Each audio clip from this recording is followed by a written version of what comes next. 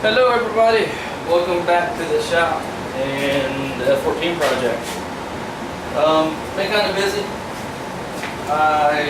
We lost internet for a few days due to our service provider sucking basically. So we changed providers and everything seems to be hunky-dory for now. Fuselage is basically, the entire thing is molded. It's not, well, basically I gotta redo the inlets for it. But the fuselage is done. I got the bottom portions of the fuselage joined together, and I got the majority of the internal structure drawn up in CAD. The only structure left to do is the main landing gear mount stuff, which you can't do until you get landing gear. Which that's kind of the sob story, I guess you could say. It always comes down to that stupid landing gear. Still weighing my options on it. I got to figure something out. But I'm at the point to where I need gear pretty soon if I want to keep going at any significant pace. Machine components are, well, they should be finishing up here pretty soon. And since I have all the structure stuff drawn up in CAD, that means I have to get it cut out, and I got a buddy here in town who has a CNC router, so we're gonna trade some work off. I'm gonna do some layups on his A10 project, and he's gonna cut some parts out for the F-14, which is where we get to today. You see this big yellow thing in front of me. This is a piece of Airex. This is Airex C7055. It's 4 millimeters thick. And what I'm going to do is I'm actually going to make a plate out of this, a fiberglass Airex plate. And this is going to be some of the raw material for the internal structure of the fuselage. It's not going to be the primary stuff that like the horizontal stabs and all that stuff bolt to, but it's going to be a secondary stuff for like battery mounts, equipment trays, a couple of longitudinal spines that run down the center of the fuselage to help with the torsional rigidity behind the wings, just stuff like that. What I'm going to do is I'm going to put 5 layers of glass, I'll explain 5 here in a moment, and then 2 layers of foam. So basically, out of that 5 layers of glass, 3 of them will be 0-90, and the other 2 will be on the bias to give a little bit of a torsional rigidity to it. And the reason why I'm doing 5 layers instead of 6 is because there's 2 layers of foam. And instead of getting sheets of this stuff in an 8 millimeter like I should have, I ended up getting this 4 millimeter stuff, which in order to put a little bit of strength between the 2 sheets, I'm going to put a 5th layer on the bias in between the 2 sheets.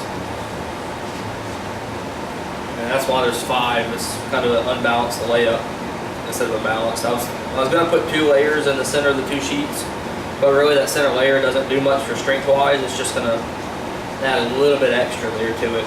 So that's the reason why I didn't do a 6th layer in the middle.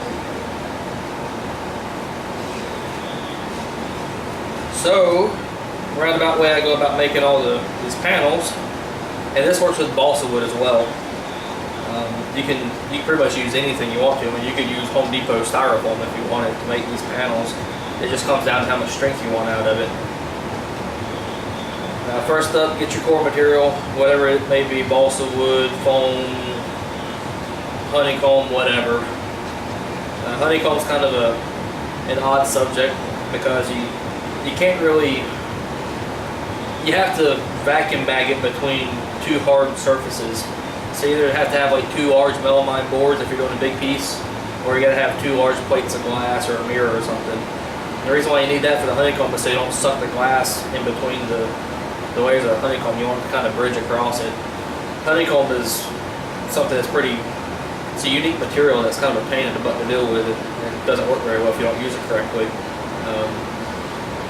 I've never really made my own honeycomb panel. I tried it once with some scrap stuff I had left over, and it didn't end up very well. or didn't turn out very good. So I suggest just buying that stuff pre-made. Yeah, I know it's expensive, but it's one less thing to have to deal with in the manufacturing process.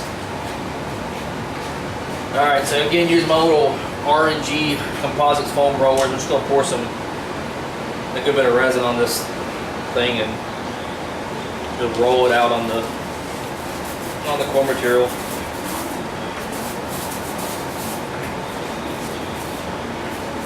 Again, I'm just doing this like I did some of the other stuff. I'm just pre-wetting this core material so it'll make getting the glass and everything to stick on it a little easier.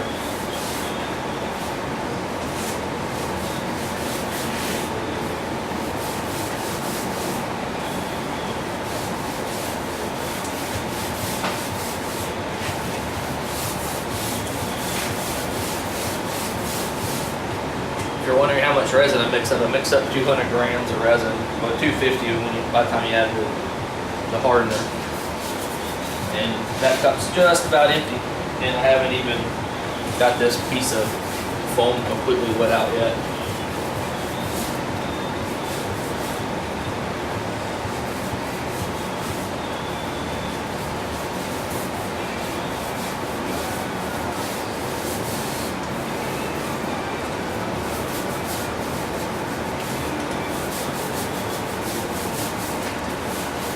For those wanting to see the fuselage layup, sorry, I made a video of one portion of it, and it took like 3 hours worth of video, and I tried to upload it on YouTube, and it was going to take 3 days. That's when I figured out we were having all these internet issues, that they were only giving us about a quarter of the speed that we were paying for. And it's like that'd been the third time I'd had to call them about that issue, and I just finally said, forget it. We went to somebody else, and so far so good.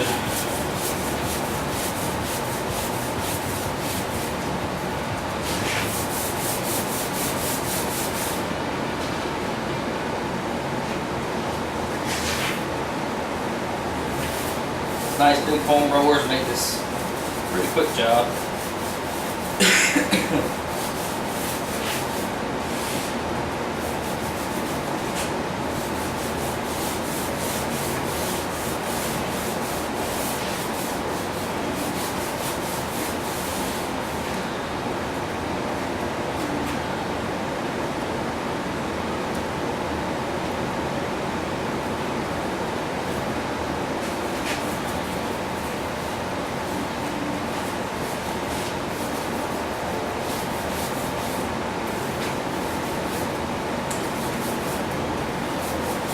I also got started making the carry-through spar plug for this thing. I got that started yesterday. I glassed it earlier today. So this evening, once the epoxy cures, I'll pull the pill ply off and start prepping that with paint, filling off the pinholes and all that good stuff. So my plan is to have that plug complete and ready to mold by the end of the weekend. I'm hoping to get this fuselage out of the mold by mid-October at the latest. All right, this layer of glass is a bias layer, and just from the way bias cloth is, it kind of moves around a good bit, so you gotta put it on here and kind of stretch it around and play with it and to get it to actual fit like you cut it out to originally. I hate doing cloth on the bias because it's just such a pain. It always wants to move.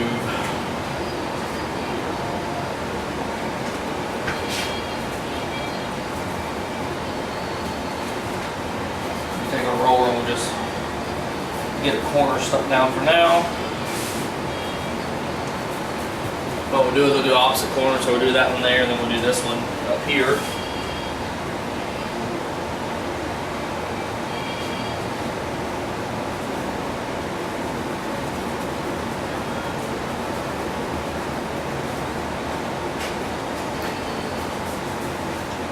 We'll come down to the Same other corner on the same side.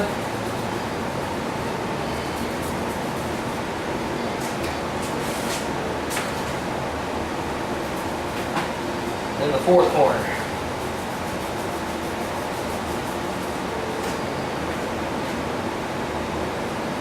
Gonna come down here in the bottom center and just tug on it.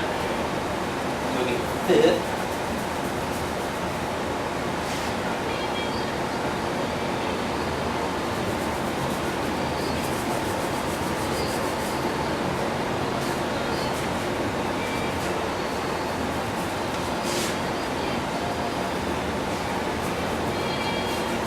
Kind of work our way around until we get it where we want it.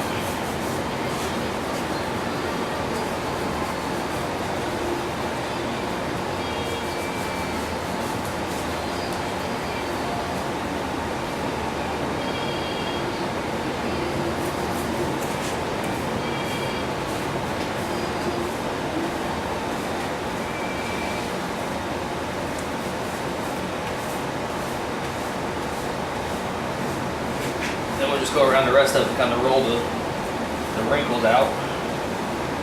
And you should have a good, pretty good piece of bias that fits.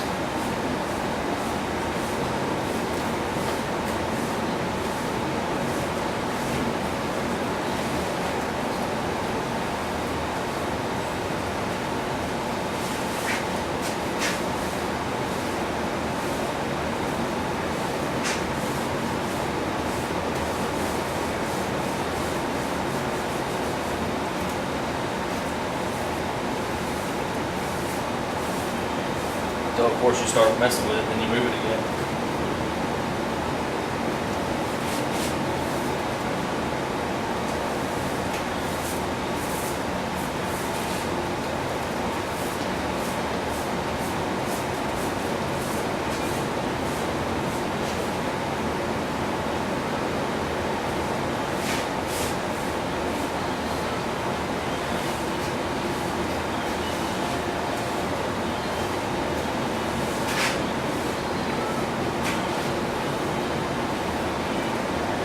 Alright, now I'm going to take the layer of 90 here in a moment, and I'm going to put it over the top of this.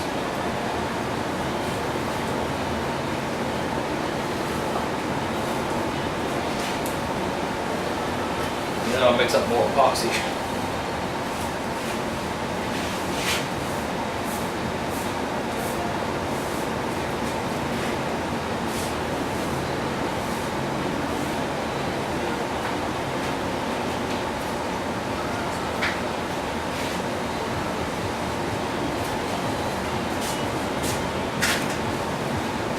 Here's our 0-90 layer.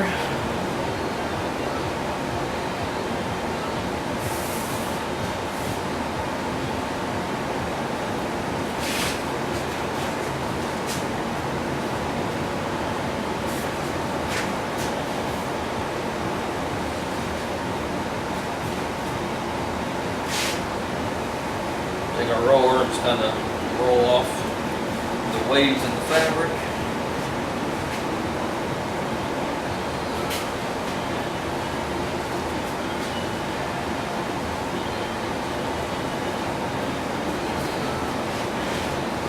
So this plate, once I get both layers of the foam and all in here, will be about 5/16 of an inch thick.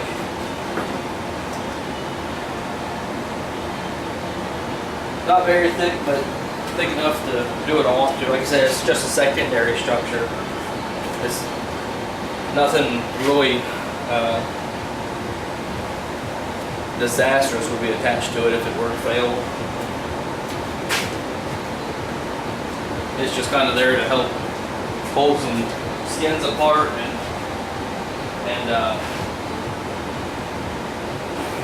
keep the fuselage from twisting. It's also going to help hold the tanks in place.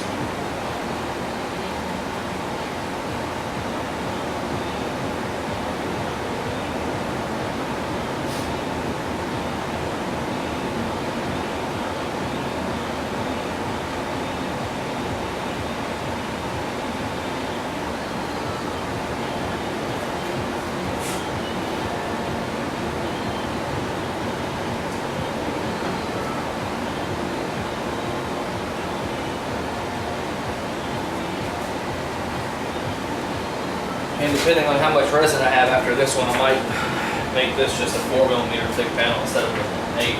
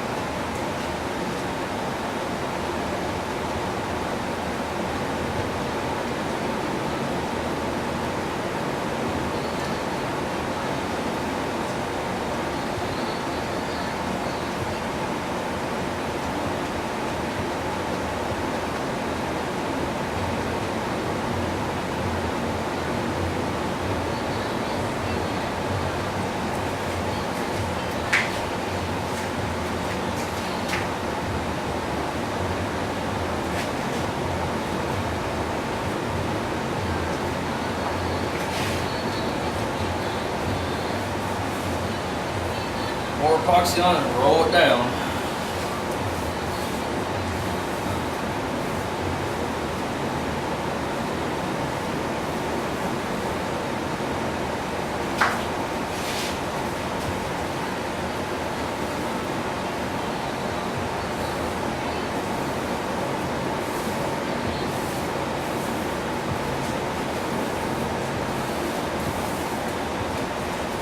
I'm also going to do the same thing with some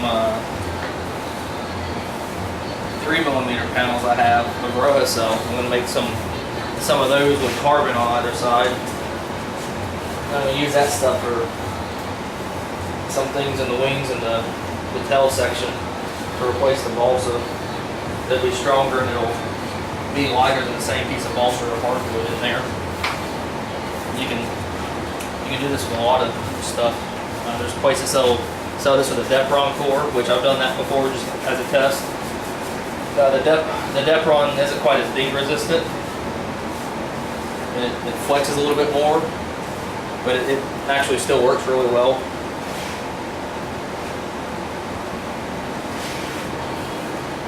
And again, it kind of comes down to how much strength you want out of the stuff. Even like a panel this thickness with just 2 layers of bias and 2 layers of 090 glass was actually still surprisingly strong. I just need a little bit extra strength for the F-14 fuselage. That's why I'm doing such a thick panel.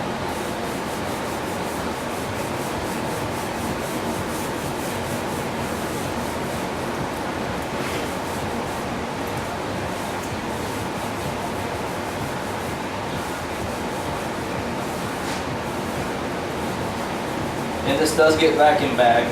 You don't just leave it out here. You want to suck it down so you get the glass layers and the foam to adhere really well. And you get rid of any air bubbles that are in there also.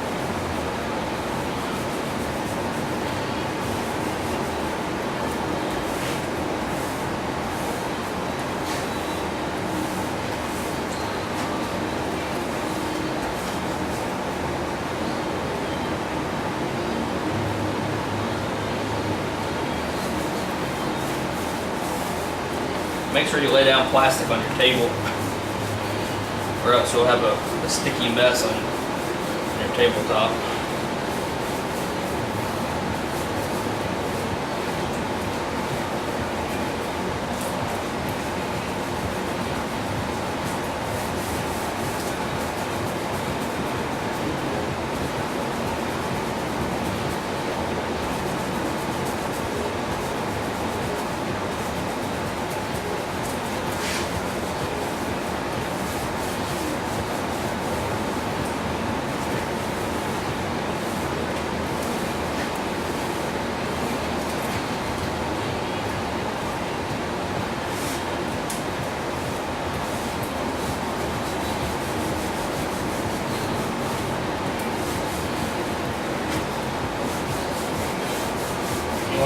nice uniform color with this stuff. When there's like a little bit of an air pocket there, it kind of has a light frosting look. So you just want to roll it to get rid of that air pocket. At least the big ones.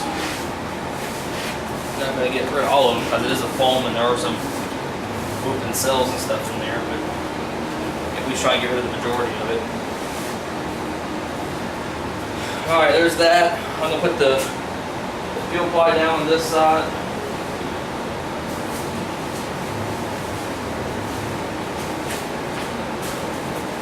And then we'll flip it over and we're going to start in that center layer of glass.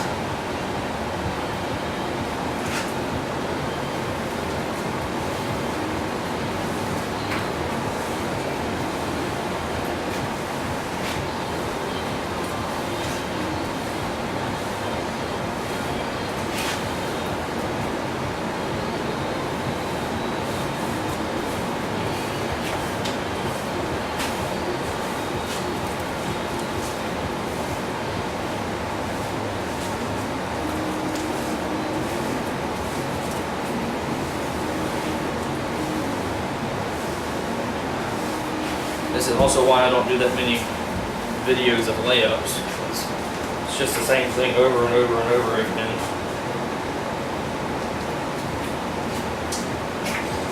Alright. Figure out how to grab hold of this thing. Flip it over onto the plastic. Pour this resin back down.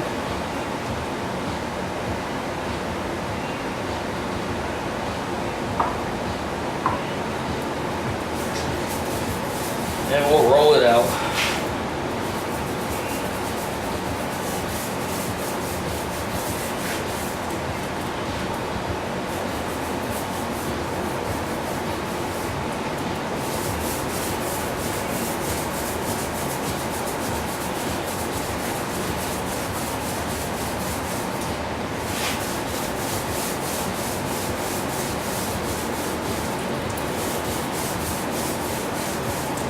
And we'll mix up more.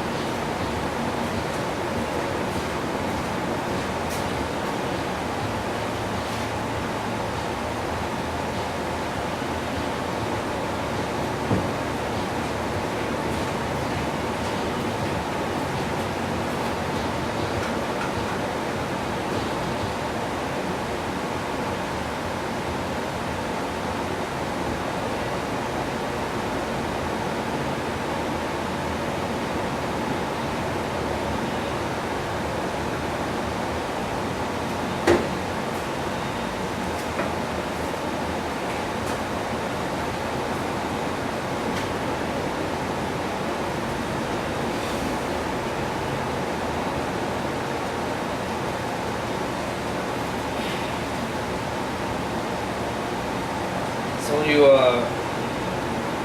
when you make panels like this, typically all of your reinforcement layers, like your carbon and your glass, you want to put on the outside because they actually do more work in adding strength by putting them on the outside than they do in the middle. So if you want a piece of 1/4 inch balsa laminate with carbon on both carbon to replace a piece of, no, I don't know, 3/4 inch plywood or a 1/2 inch plywood or even 1/4 inch plywood, when you put the carbon on the outside, when it bends,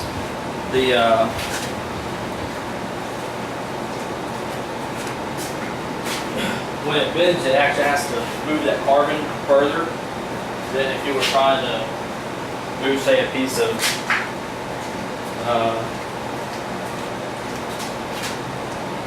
than if it was in the center. When it's in the center, it doesn't have to move much, it just kind of flexes. So because it just has to flex, it's not really adding any strength, it's just they're adding unnecessary weight. So you want to put all of your reinforcement layers on the outside of your panel. You don't want to put anything here in the middle. And since my little foam brush sat there and some of the resin started kicking off, I got a little bit of a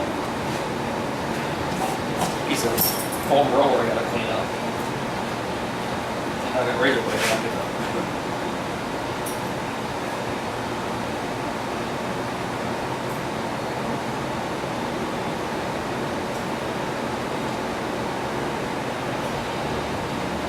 So make sure all your reinforcement layers are on the outside of your laminate.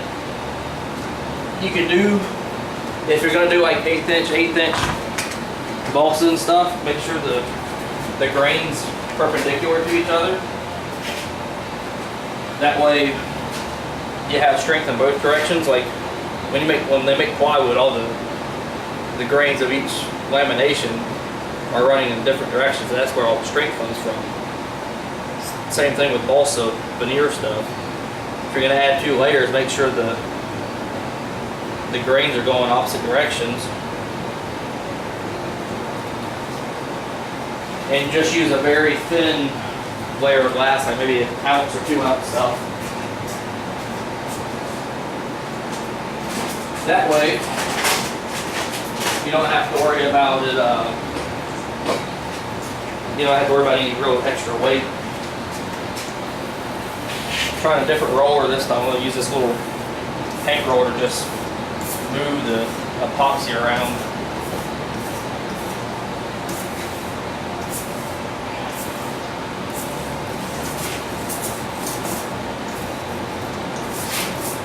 That way the epoxy will kind of sit up here on the surface a little bit. So I'll put this next layer of cloth down. It'll stick a little better.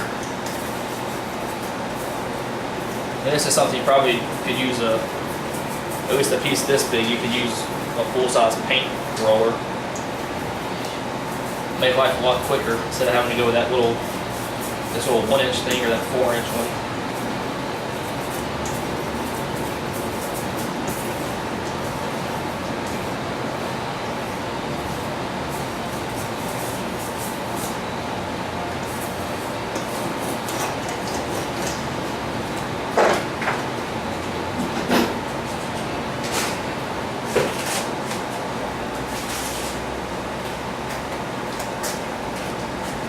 Now I get the big one out because that other one's taking too long.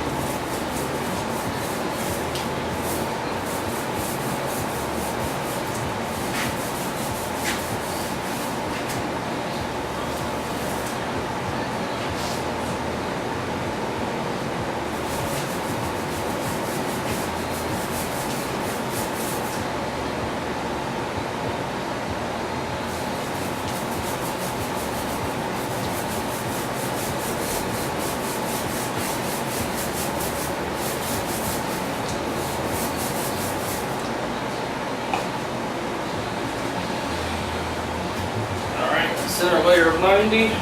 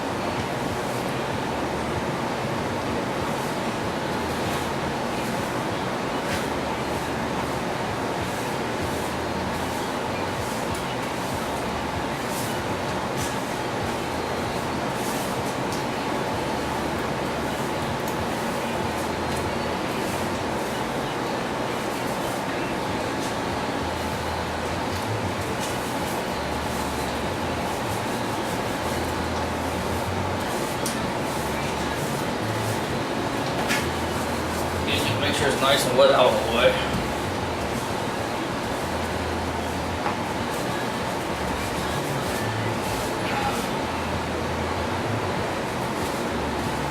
And since this piece of core material has epoxy on both sides, it's going to be pretty thick, or pretty heavy and resin, pretty resin rich.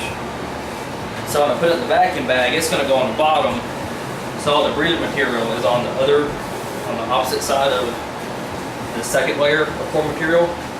That way what it does, it'll suck the resin up through the second layer of core material, so it gets nice and impregnated with all the excess resin from this panel.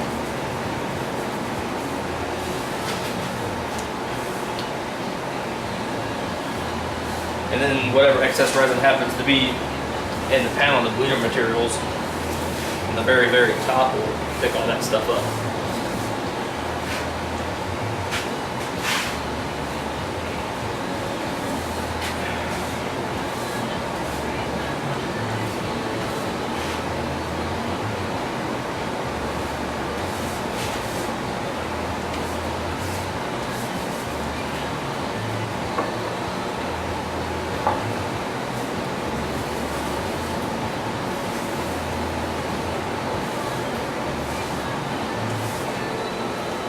Alright.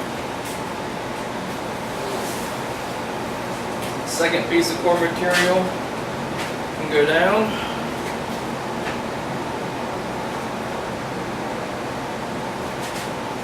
Again, that layer of glass I just put down is not going to do much for strength wise, since it's in the middle of everything.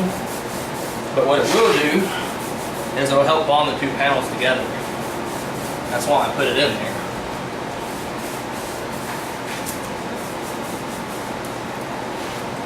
Alright, mix up another batch of epoxy.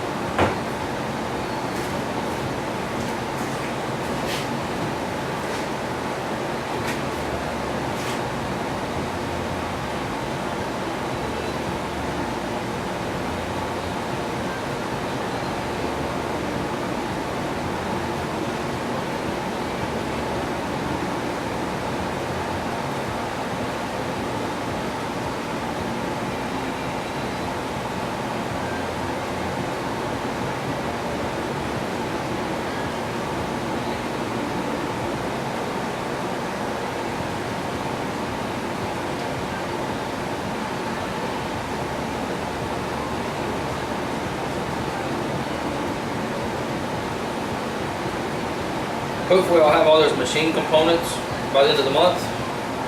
So Monday, probably well into next week. Once that happens, I should have my pivot bearings for the wing panel here by the end of next week as well. So once all that stuff shows up, I'll stress test that one wing panel I made up. Again, I'm pretty sure it's significantly overbuilt. So we shall see soon enough. Once I'm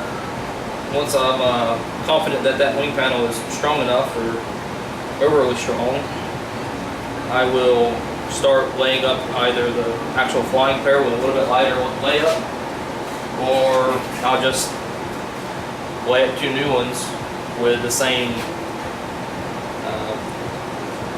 layup schedule. The reason why I say 2 new ones, I'm gonna stress test that wing pretty hard. So I don't want to reuse it if it's already been stress test past its critical point, because it would be very bad to spend all that time stress testing it and then get it to that point where it's probably going to fail, which is way overboard, but actually hurt the layup of the wing, and then go out there and fly with that wing panel, and that wing panel actually fail. I'm going to stress test it to 10 Gs. Well, I'm expecting it to withstand 10 Gs continuous, and then I'm going to add a little bit of a fudge factor on top of the fudge factor already. 10 Gs on a 55, 60, 70 pound airplane is a whole lot of weight, especially when you take the fuselage out of the equation, and the fuselage does provide a pretty good bit of lift for the airplane. And I'm going to completely remove it as a lift generating body. So 10 G, 70 pound airplane, I mean, you're talking about 350 pounds per wing panel that it's got to support, which I'm pretty sure that wing panel will support at least that. If it doesn't, I'll be really surprised, to be honest.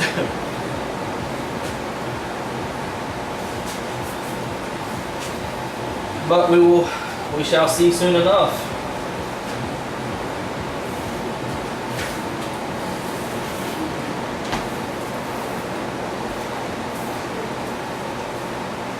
Just a little bit excess epoxy from this one segment around, so I have some everywhere.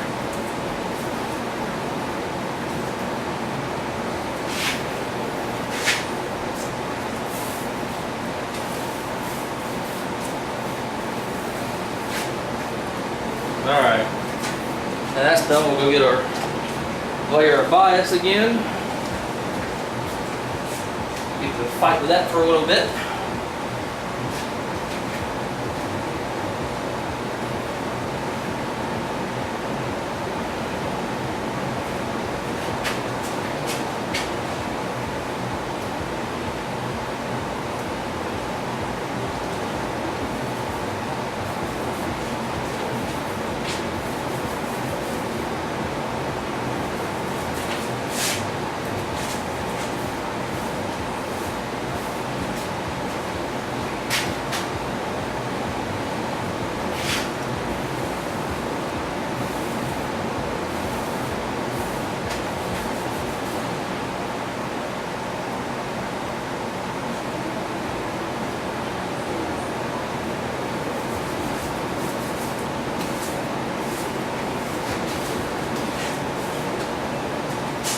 Tug here or there to get rid of some of these wrinkles.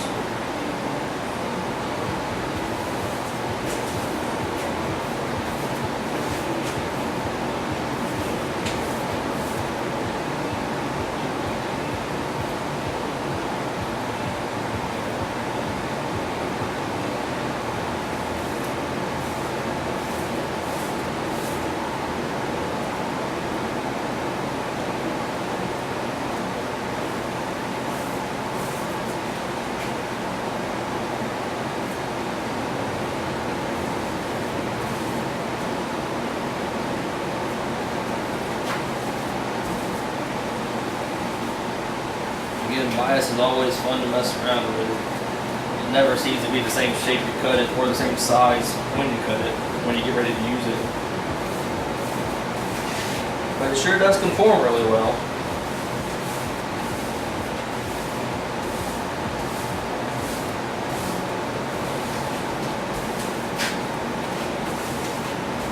Alright, there's that layer of bias.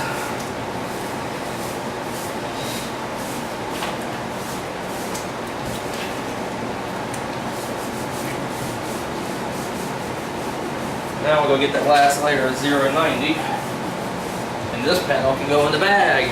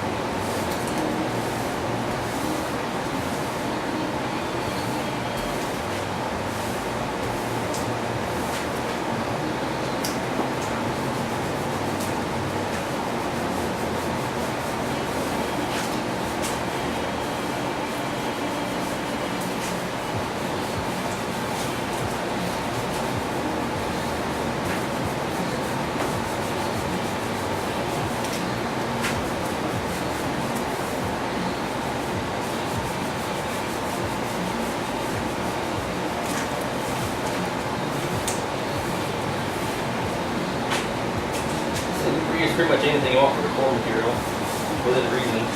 Glass is gonna stick. Well, a mirror will.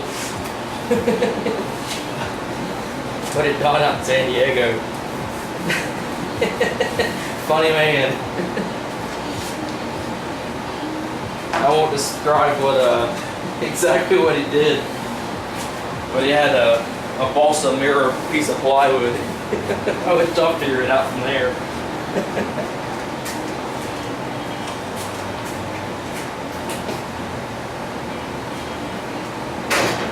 Alright, so there's that. All nice and wet out. Another layer of peel ply, of course. The reason why I'm doing the peel ply on the panel so I don't have to sand it when I get ready to bond this thing.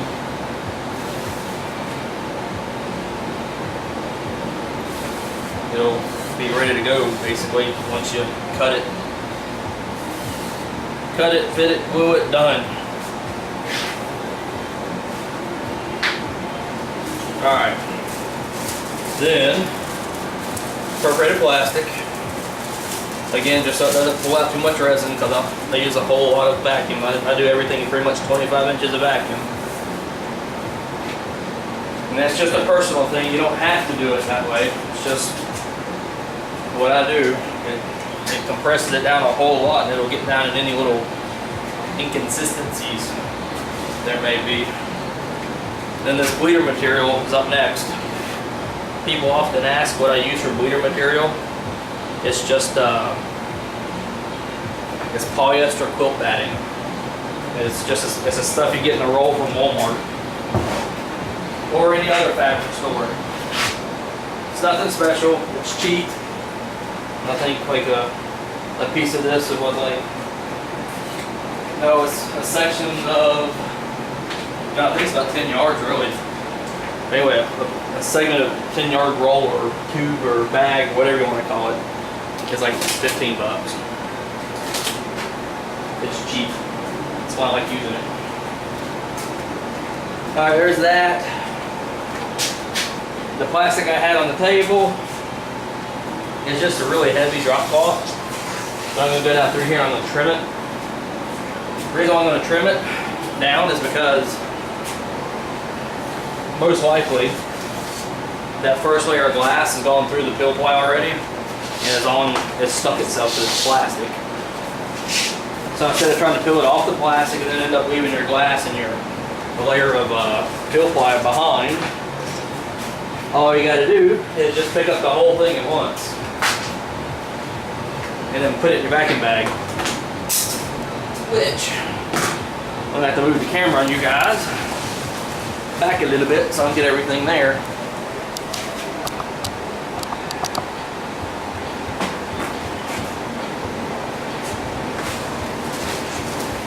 Here's my bag. This is one that I use to do the front top portion of the nose of the F-14. It's a big tube. Vacuum bag tube as ACP Composites knows it. And I'm just going to reuse it. It had one little pinhole weep on it when I pulled it off of the nose section, which is not so big of a deal.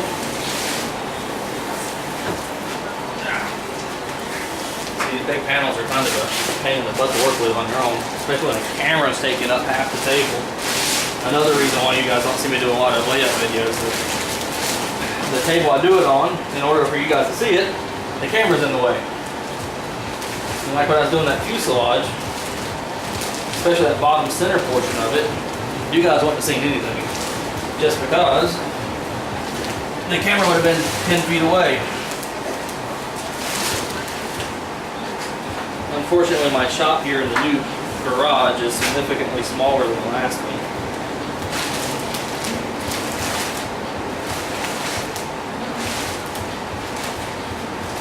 Now all I'm going to do is just pull the bag over the layout. Another reason why that plastic on the bottom helps, it kind of acts like a lubricant to help the vacuum bag just slide right over it.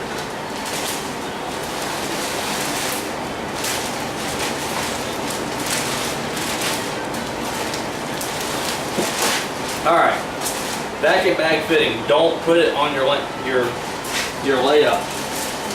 Why, you ask? If you do, you're going to imprint the backside or the part of the bag fitting that's inside the bag onto your layup.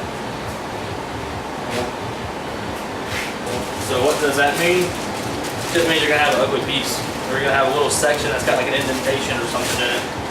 And if you want to put it over, if you don't have any other option other than put on the part, that's fine.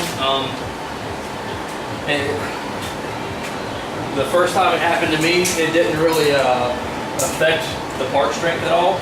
It just looked horrible, but it was still a pretty strong piece. But if that's the only option you have, because you don't have a flange or whatever reason, go ahead and have at it. Just put like if it's a flat surface and you put like a piece of like thick plastic, like maybe some quarter-inch thick plastic or something, try that. Just put a piece of plastic over it and that'll keep it from imprinting itself. 1/8 inch might even work. Tupperware container, just something that you can put a lot of surface area between it. Alright, I'm gonna pull the vacuum machine back out. Pull the stuff out of the way.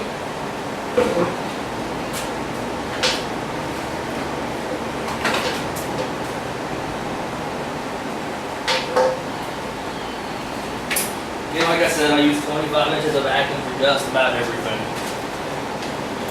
These big bags take a while to suck down, so bear with me.